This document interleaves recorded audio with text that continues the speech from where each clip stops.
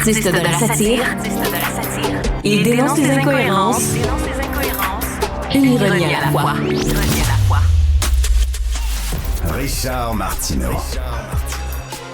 Alors, Stéphanie, je t'avais dit qu'il va y avoir un documentaire, je pense, à partir du 17 octobre sur Apple TV, en 5 parties sur Martin Scorsese, Oui. le grand réalisateur. Là, les journalistes ont pu voir le documentaire et les premières critiques sont sorties. Déjà, OK. Puis on dit que, bon, si vous pensez que Martin Scorsese, c'est seulement le réalisateur de Goodfellas puis des films de mafia, vous allez apprendre plein de choses, comme quoi il a fait des films totalement différents. Il a fait un film sur le bouddhisme, il a fait, bon... Mais si on suit la carrière de Martin Scorsese, on n'apprendra pas grand-chose, paraît-il. Ça, dans les 5... Toi qui as lu et qui a dû lire, en fait, Ben mille et oui. une biographies. Donc là, tu dirais que tes attentes diminuent tranquillement? Ben, tu sais, un de ses projets de sa vie, c'était de faire la vie de Jésus. Il l'a fait. Il a fait The Last Temptation of Christ, un film sur la crucifixion de Jésus. C'était petit, il voulait être prêtre, lui, Scorsese. Donc, il a mis... Puis ça a l'air qu'en 4 minutes, il règle ça dans le documentaire. Oh, Passe ouais. par-dessus, puis boum. Donc... Fait que peut-être qu'il y a des choix qui ont fait dans ce... Ouais. qui auraient peut-être Ouais. dû approfondir davantage. Pourtant, il y avait le temps. Ils ont Puis, 5 heures. Ben oui, 5 documentaires d'1 heure. quand même. Puis il devait avoir du budget, veux pas aussi. Ben oui, non, ça a l'air que ça passe de même. Ah, mon Dieu. Mais j'ai hâte de voir le documentaire sur le réalisateur de Minecraft. Ouh, ça va être bon. Alors, on va parler maintenant à Luc La Liberté. Ouais, bonjour Richard. Salut. Alors, écoute, Luc, rendons à Donald ce qui appartient à Donald. Qu'est-ce que t'en penses? Ben écoute, ils sont plusieurs à souligner que sans son intervention, nous n'en serions pas au moment où nous sommes rendus. C'est-à-dire qu'il y a cette réelle possibilité d'un cessez-le-feu et plus.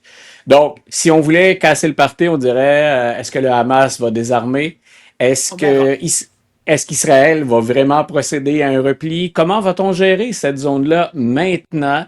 Ce sont toutes des choses qui pourraient faire dérailler le processus, mais au moment où on se parle, considérant les 2 dernières années que ces gens-là ont traversées et que nous avons traversées, parce que malheureusement, ces conflits-là s'invitent chez nous par manifestations interposées, par querelles. Donc, réjouissons-nous du fait que Donald Trump aille dans la bonne direction cette fois-là, puis ben écoute, espérons que ce soit aligné pour une continuité. Le Nobel? On va le savoir demain matin. Écoute, le suspense, j'ai pensé à toi parce que je sais pas combien de fois aujourd'hui j'ai vu des textes sur on annonce le Nobel demain. Là, je me suis dit, enfin, Richard va pouvoir dormir. Donc, on va solutionner un grave problème d'insomnie chez Richard Martineau. Donc, demain matin, tu devrais être fixé au réveil. Ben écoute, ils ont déjà choisi, j'imagine, la personne qui va recevoir le prix Nobel de la paix. Donc, oui, mais l'annonce est demain. Là. On a eu ceux pour la physique, pour la chimie, pour la littérature. Donc, il nous reste la paix. Ben oui, mais après ça, on va avoir la paix. Écoute, Luc, tu disais réjouissons-nous. Permets-moi d'être un petit peu cynique.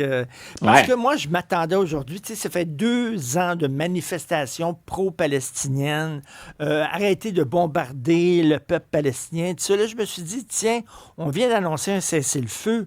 Les gens qui manifestent depuis 2 ans vont sortir dans la rue pour les réjouissances et tout ça. Rien. On les entend pas.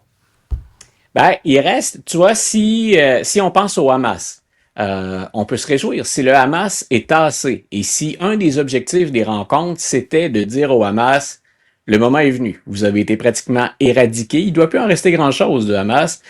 On vous laisse maintenant aller vers la porte de sortie, puis vous ne perdez pas tout. Donc, je vois pas comment on ne peut pas se réjouir de ça. En même temps, je comprends les manifestants pour la Palestine qui, eux, ont vu mourir et comptent encore le nombre de morts palestiniens. C'est complètement disproportionné. L'aide humanitaire, oui, mais justement, c'est la terminé, destruction là, du terrain. ils ont un cessez-le-feu, là, donc c'est une Oui, mais le cessez-le-feu efface pas tout ce qui s'est passé pour en arriver là. Puis on l'a dit, est-ce que au sein de la population palestinienne, j'imagine si le cessez-le-feu dure et qu'on va vers quelque chose de durable, vers une paix, j'imagine qu'on va entendre plus de gens nous parler de ce que c'était sur le terrain pris entre le Hamas d'un côté qui a utilisé les populations locales et l'armée israélienne qui n'a pas fait de cadeau à personne et qui au contraire a continué à frapper en dépit de ce qu'une majorité de gens considèrent être le gros bon sens. On a utilisé des termes à l'ONU comme génocide. Donc, habituellement, on est assez sensible à la portée des termes quand on est à l'ONU.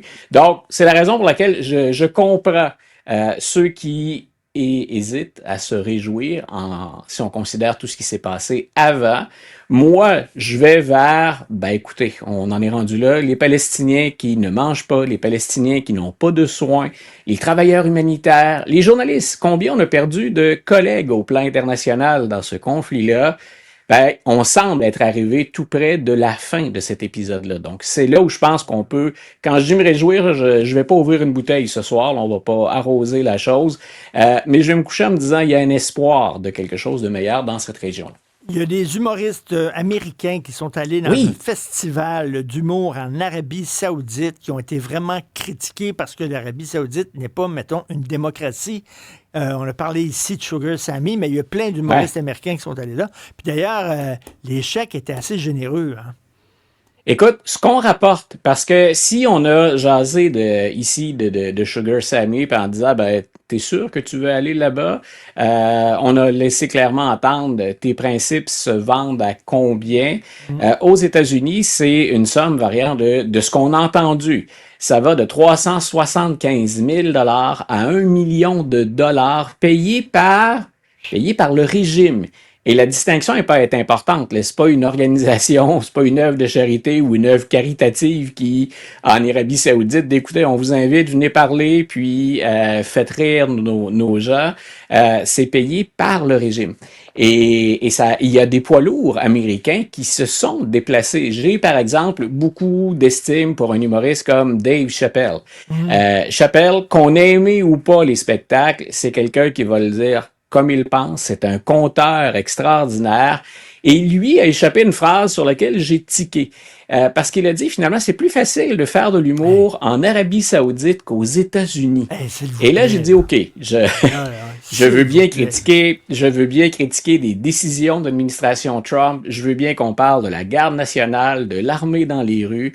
Mais si vous comparez le régime saoudien avec les États-Unis, là, je me suis dit, Chappelle voulait probablement passer un message, mais il l'échappe en même temps, à mon humble avis, quand il le fait de la sorte. Il va pas reculer devant l'argent, Dave Chappelle. Il a jamais caché les sommes habituellement qu'on lui verse, ce qu'il a fait sur Netflix ou ce qu'il avait fait avant, quand il avait lui-même mis fin à un très très riche contrat qu'on lui offrait pour prendre le clos, pour aller réfléchir ou pour poursuivre de manière individuelle. Mais j'ai ressenti un véritable malaise parce que si le régime saoudien progresse, il y a des humoristes qui disent, écoutez, on s'ouvre, la place de la femme, ça a changé. C'est le même régime qui, il n'y a pas longtemps, démembrait un journaliste du Washington Post, Amal Khashoggi. Vous pouvez encore être arrêté pour avoir dit des choses contre le régime. Donc, en termes de liberté d'expression, je ne sais pas si Dave Chappelle a osé faire une blague sur Mohammed Ben Salman pendant son spectacle. J'ai pas eu de retranscription. Pas certain qu'il soit risqué à aller là, alors qu'aux États-Unis, malgré des choses sérieuses qui sont arrivées, Jimmy Kimmel est de retour en ondes et chaque soir se remet à frapper sur Donald Trump. Donc, je veux bien que la situation de la femme puis que le régime saoudien s'ouvre, que ça évolue rapidement. Ça demeure encore un régime autoritaire où la liberté d'expression n'a pas sa place. Alors, est-ce que j'y serais allé, moi, si j'y serais pas allé pour le régime? Payé par le régime, c'est facile à dire, on ne m'invitera pas pour un spectacle d'humour.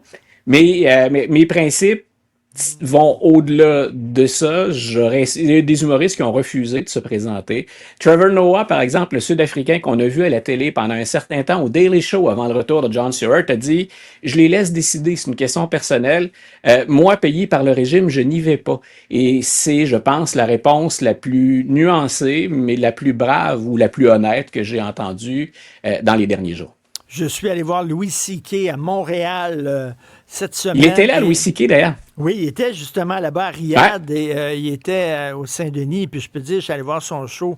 La moitié de son show ne pourrait pas être présenté en Arabie Saoudite. Impossible. Voilà. Impossible. Donc, il a fait de l'autocensure comme tous ces humoristes-là. Donc, demain, it's going to be huge Nobel Prize for Peace. Demain, moi, je m'attends à rien de moins qu'un sourire, la détente, un Richard Martineau épanoui, bien sûr, se réjouissant du Nobel de la paix demain s'il est le président des États-Unis. Salut, Luc. À demain. Bye. Bye, Richard.